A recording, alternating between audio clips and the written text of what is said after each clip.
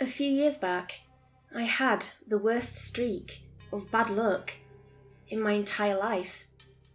My dad, my one living parent, got run over at a pedestrian crossing. My fiancé left me. I lost my job at the warehouse, and I had to move to the outskirts of town because of a sudden rent spike. My one stroke of good luck was my friend, Gareth. He mainly worked the commissary at a nearby prison, and he told me they were looking for more people, mainly night crew, but the pay was solid. There was a trial period and 2 weeks of on-the-job learning, but it was all paid for. In my position, how could I say no? So I started my job as a corrections officer just outside of Tomskog, Minnesota. The place was partly owned by a private company, but it was basically the same logo you'd see all over town. Hatchet Farmer has a finger in everything around here. I got the uniform, I met the inmates, I went through the routine, and I got to know who to keep my eyes on. I had to fire my taser after 3 weeks on the job, but that was pretty much the highlight. Most of the time, it's just sitting around waiting for something to happen, or breaking up loud conversations. It's not as dramatic as it sounds, but you've got to be ready for when it counts. In December of 2021, I was assigned to a new route.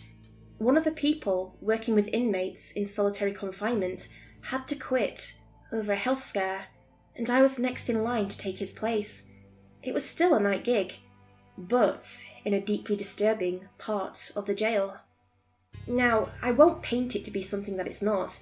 Isolation is just a whole bunch of people keeping to themselves. Usually not even that many. Sure, the Tomskog facility has a slightly higher solitary capacity than normal, but we're talking 10 to 20% at most. Still, you need someone there at all times. You never know what they can come up with, and they're trickier than they look. There was this one guy at the end of the hall that just gave me the creeps. The other guards called him Merry, short for a longer biblical name I could never remember. He always broke the lights in his cell, and he was rumoured to be extremely violent. Even in solitary confinement, he had to wear shackles. Every time he received his food, he had to put his hands out to have the shackles removed, so he could eat. That's basically the only part of him I ever saw. His hands. The cell was always pitch black. The guy used to be an academic. Mary had 3 doctorates, and one day he just snapped. Killed 3 of his students. He also had some kind of chemical burn on his arms, leaving most of the skin on his hands discoloured. Silver poisoning, possibly. Even his files were strange, stamped with a sort of blue flower. Most inmates had a stamp on their file, but he was the only one with a sunflower. The guy refused to eat during the day, so I was the one to feed him on the night shift. Every time I removed those shackles, I'd see those gnarled blue hands reach for me, or the tray, whichever. One of those nights, we were having beef stew, nothing fancy to look at, but the thing smelled divine. I brought him some bread on the side, a little jello box, and a bottle of water. Everyone else was fast asleep, apart from a newbie who couldn't stop crying at the end of the corridor. "Same procedure as last time," I said. "Hands up front." Those elongated fingers slowly slid out, as if giving me an invisible fruit. The shackles clattered. I put down the tray, got the keys, and started twisting the locks back and forth. These were always a pain to deal with. "You're going to get me out," Mary said. "I need you to. So you're going to?" "Yeah, I don't see that happening, buddy." I unlocked his shackles and fetched his tray. He took it, but lingered for a second. "You're going to," he said, with no hint of a joke. "It's already decided." "Well, no one showed me that memo," I chuckled. "You good in there?" "Someone said bad things happened to you," Mary said, "and that's why you're here." "Well, that makes 2 of us. Have a nice dinner." I walked away, but couldn't help but to look back as those long fingers slid back inside the dark room. Gave me the creeps every time. And sure, I had to get the tray and cuff him back up in a bit, but that was just part of the job. The next night was fish sticks. Not too shabby, but far from fresh. There were only 3 people in solitary that night, 2 guys who tried to kill each other. And Mary. Always Mary. As soon as I approached, those blue hands slid back out. I had to look away. There was something about the texture of his hands that made me feel weird, like they were always a bit too slick, like a thin cover of soap. This time, he didn't skip a beat. "You're going to let me out," he said. "It's already decided." "You keep saying it, but this door seems just as sturdy today as it did yesterday."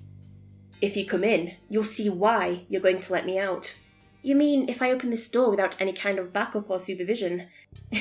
"Yeah, I got a pretty good idea why you'd get out if I did." "That's not it." I unlocked his shackles, and he took his tray. It disappeared into the darkness, but Mary kept talking. "You being here is proof that I made it," he said, "that I'll get out." "I'm not following." "They told me you lost a lot of things. Your dad, your girl, your apartment." There was poison in his words. Deep, seething poison. I'll be honest, I wanted to break his goddamn hands when he said it. But what bothered me more was where he'd heard it from. There was no one around to talk to him, and as a rule, we didn't talk to inmates about our personal lives. Neither our own, nor that of other employees. Someone must have slipped up. "Look, that's personal," I said. "That's none of your business." "Then how do I know your dad got hit by a white Corolla?" I banged on the door. I didn't even know why. It was just this instinctual reaction to shut him up. But of course, that just made him laugh. How the hell did he know? It had been a hit and run, and the colour of the car was only a footnote in the police report. "That's not funny," I spat, "and you're not making any new friends by being an arsehole." "I don't care, little man," he continued, "because you're going to let me out. Not on my goddamn life." I took the tray back from him before he finished his dinner, and I shackled him right back up. He didn't resist. It shut him up for a while, but it was a faint victory. I asked to be transferred to another shift, but there just wasn't any other people available. Hiring was rough, and we're basically on our own. If we lost one person to sickness, we'd be shit out of luck at that point. So no, there was no option to switch. It couldn't be done. I didn't want to go back to Mary. I really didn't. I didn't know who was talking to him, and I didn't like what he was saying. I checked and double-checked, and there was no mistaking that white Corolla. It had gone 60 on a 30-mile-per-hour street and killed him on impact before disappearing down a dirt road. The thing was just gone. The police said it might have been deliberate, that it was too fast to be an accident, and in my mind's eye, I could see blue hands on the steering wheel. When I walked up to Mary's cell with a tray of meatballs and mashed potatoes, I was genuinely scared of what he might say. Every word felt like a threat. Could he really say something to make me let him out? What if he could? What would it be? "Hands out," I said, knocking on his door. "You're not getting me out tonight," he sighed. "I know that, but it's going to happen." Yeah, I shrugged. "That's all I want to do." "Did they tell you what I did? How I did it?" I got a pretty good picture. Helium poisoning. Painless asphyxiation. They didn't feel a thing. I didn't respond. I just took off his shackles and gave him the tray. "I'm not a monster, you know," he added. "I just do what I have to do." "Eat up and leave the tray," I said as I walked off. "Maybe ask your ex about Beverly," he shouted through the slit in the door. I could almost see his lips moving. "I'm sure you'll find it an illuminating conversation." I didn't want to do it.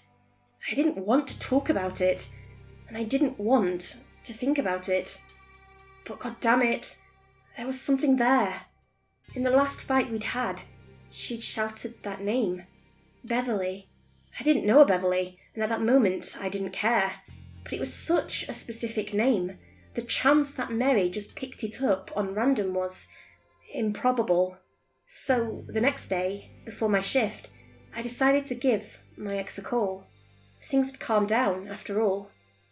There was a cold greeting and even colder small talk. Finally, she just called me out. Just tell me what you want, she asked. I want to talk about Beverly, I said. You said her name once. What, you're getting remarried? Want to bury the hatchet? No, What? You want me to forgive you? Give you my blessing? What are you talking about? There was a moment of silence. She scoffed. That skank you're dating. I'm not dating a Beverly, I said. Never have. Don't give me that shit. I saw your emails, her videos, her Insta. Look, I don't know any Beverly. She screamed her username and cut the call. I got online and looked her up.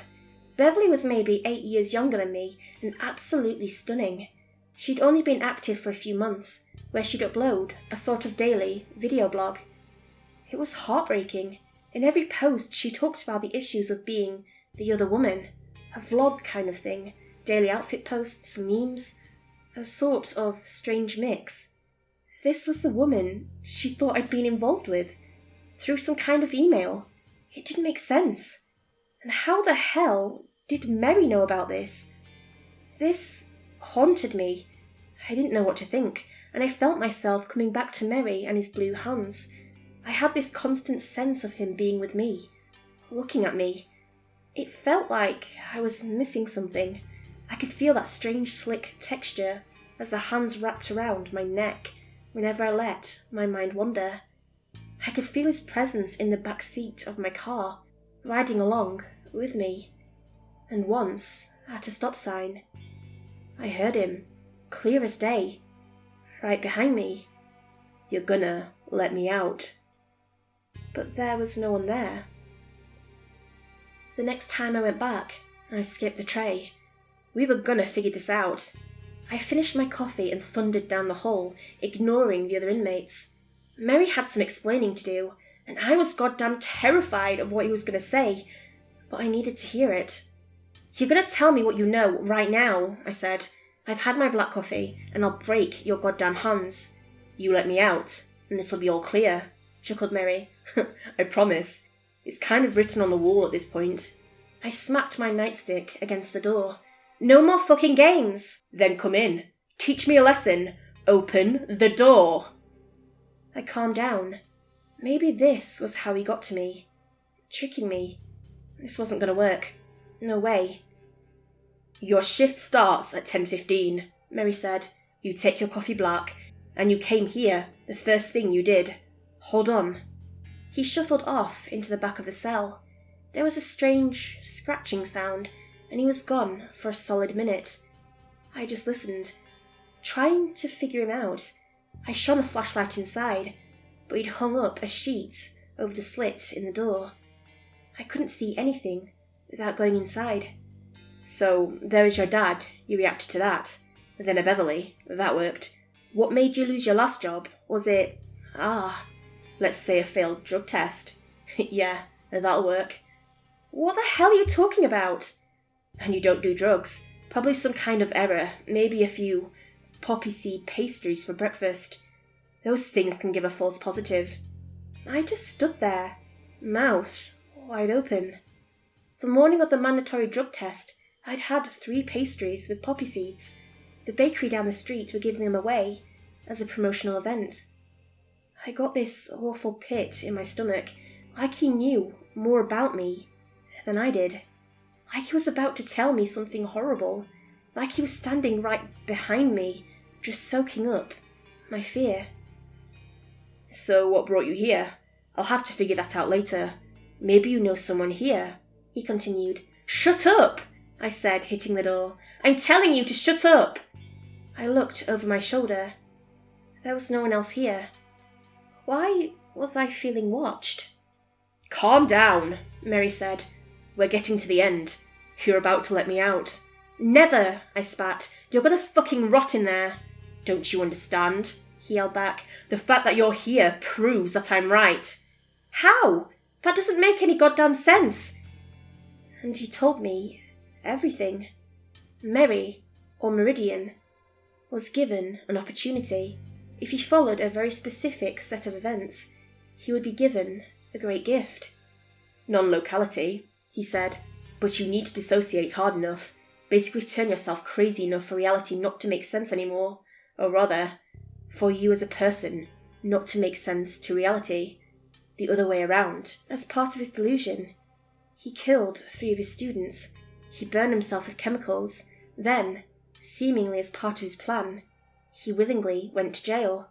Years of darkness. He added, isolation, like being in a sensory deprivation tank. I need it. I crave it. Then, I'm done. And all for what? To be unbound. No casualty, no rules. Non-linearity. And the fact that you're standing here is all the proof that I need to know that it is going to work. And why is that? Don't you get it? A blue hand slipped out of the slit in the door and pointed at me. I did this to you. I put you here. Someday you will let me out, because if you didn't, I wouldn't get you to come here. And that time is drawing close. I don't need this darkness anymore. I feel it. I'm done. That's impossible, I said. That's literally impossible.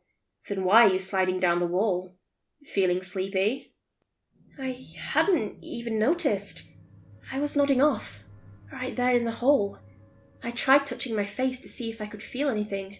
Did you? Yes, Mary said. I drugged you. I couldn't have if you hadn't told me about the black coffee, but now that you did, I could. It's all on the list, and what's on the list is going to happen.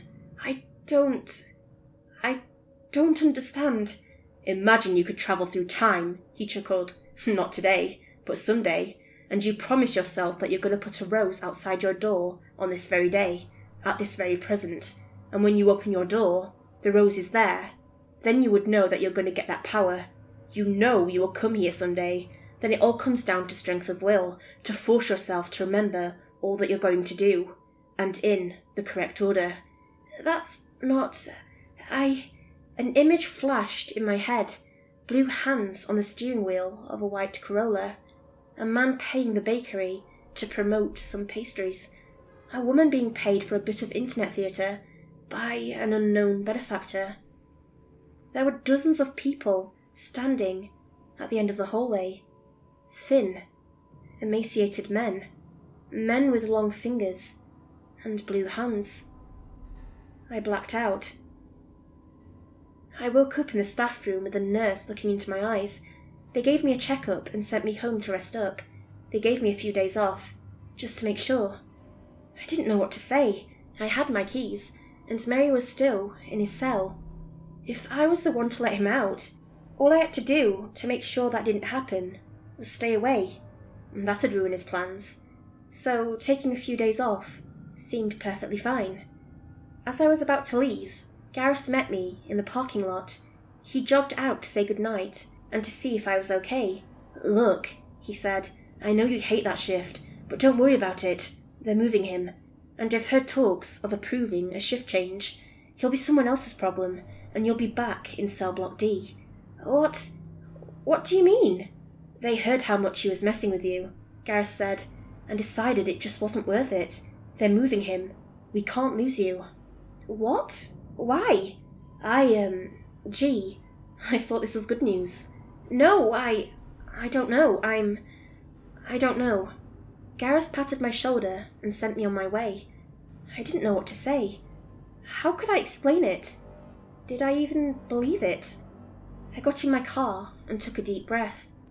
A strange chemical smell. I noticed something on the passenger seat. A letter. I took a deep breath and opened it. Thanks for the help, it said. This one's on me. A little smiley face and $100 bill. I just stared at it. Suddenly there was a loud bang. For a heartbeat, all I could see were blue hands, simultaneously smacking my car. I shot out of the driver's seat, but there was no one outside. Just an empty parking lot. Still, I couldn't help but feel watched. My pulse pounded behind my eyes, almost popping. A blood vessel. They were out there. He was out there, watching me from the dark. He was still getting out. I knew he was all around me, unbound. He could stab me, push me over, whatever. He'd be there, and then not, and I'd be helpless. I got this intense sense of paranoia washing over me, and I didn't know how to deal with it. I just dug my fingers into my hair, trying to force my mind out of that dark pit. This was my doing. I'd let him treat me like shit, and because of it, they were going to move him. During that move, he'd get out. He must have planned it, and I couldn't do shit about it since I was off duty. I took another look at that $100 bill, and a thought occurred to me. There was something I could do. I went to the gas station. I came back the next day with a backpack. I showed my credentials and told the gatekeep that I was there to fetch something from my locker. It was fine. Danny knows me. I got in on the day shift and waved at the others. A few of them asked how I was doing, what I was doing, the regular chit-chat, all smiles and waves. Prison transfers take place in the early afternoon. It'll only be a short walk, but that might be all he needed to escape. I used my keys to get past cell block D. I knew I'd get stuck on camera, but I also knew that the prisoners were out in the yard. No one was watching the tapes. Not this close to lunch. I walked straight into the solitary ward and all the way up to Mary's door. "Wait," he said. You're here?" "Yeah." "No, that doesn't make any sense." "Send me home then. Have someone shoot me. I'm waiting." "No, wait, that doesn't... Hold on." There was a shuffle as Mary hurried into the back of his cell. I couldn't feel them here. We were alone. I unzipped my backpack and took out a doorstopper. I shoved it under the door. That thing wasn't moving any time soon. I stepped over to the fire alarm and pulled the handle. The emergency doors opened with a violent blaring siren. Every door swung open, but Mary's. I was lucky that time. No one in the solitary ward but Mary and I. "Hold on, what are you doing?" I took out one more thing from my backpack. A can of gasoline. I shoved it through the slit in the door, tearing down the sheet he'd hung up. "Oh, you're killing me. That's what this is." Yeah. And I see no little blue hands trying to stop me, so I guess it's working." "Maybe you're missing the point. Maybe you're not doing what you're supposed to." "And how exactly is that a bad thing if it keeps you from getting out?" Half a can was enough. It was leaking under the door. I took out a gasoline-soaked rag, lit it on fire, and tossed it through the slit. For a split second, the room lit up. The walls, the bed, even Mary. I got a short view of the room as it was, and what he was doing in there. He had drawn things on the walls and the floor. White Corolla, Beverly, poppy seeds, black coffee. The wall was full of things, arrows, lines and squares, all related to me. These were all things he was going to do when he got out, and he was so convinced that I was the one to let him out, so convinced that it had all started to happen. And then there was Mary himself. He was more bone than man, sunken eyes, like he hadn't slept for weeks.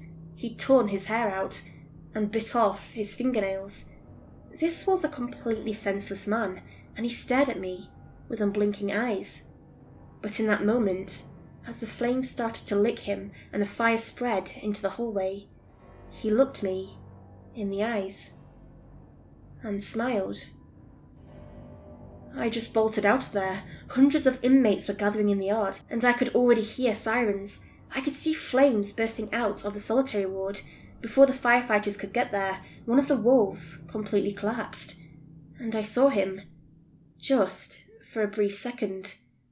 I saw that emaciated man, standing in the flames, holding his hands out like he was receiving a gift. The chemicals in his arms ignited with a bright green. They burned straight through the wall. And the thought hit me. Technically, he was out. He might be on fire, but he was out. And in that split second, in that heartbeat, he vanished, like snuffing out a candle. Hours later, the fire was put out. It didn't spread. Turns out that part of the jail had a peculiar type of stone that was weak to high temperatures. The stonework just crumbled, some kind of exposure to a certain chemical, a blue one with a green flame. The construction crew had cheaped out on materials many years ago. There were no recordings. They'd forgotten to change the tapes from last night. There were no visitors' logs. Barely anyone remembered me being there. And lastly, there was no body recovered in that cell. As I got back in my car, I just held my breath, waiting for something to happen. A knife at my throat. Possibilities passed through my mind in another place. It all really happened. Violent images of myself getting stabbed, burned, tortured and flayed. A world where everyone turned to ash, and I was placed in front of a throne of bone as a prize jester. Dark figures rising from the earth, tearing the world apart, breaking the ground like an eggshell. I cried. It was seconds away at most. But minutes passed. I found a letter on the passenger seat. It hadn't been there seconds ago. It took me a solid 15 minutes to work up the courage to open it. "You got me out," it said with a smiley face. And there was another $100 bill.